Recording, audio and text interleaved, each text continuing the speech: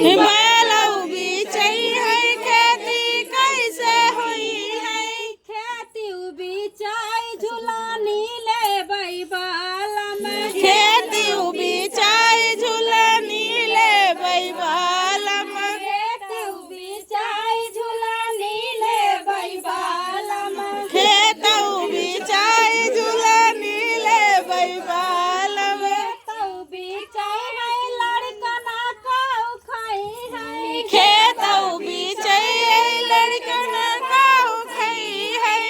तऊ बिचाई है लड़कना काऊ खाई है खेतऊ बीचई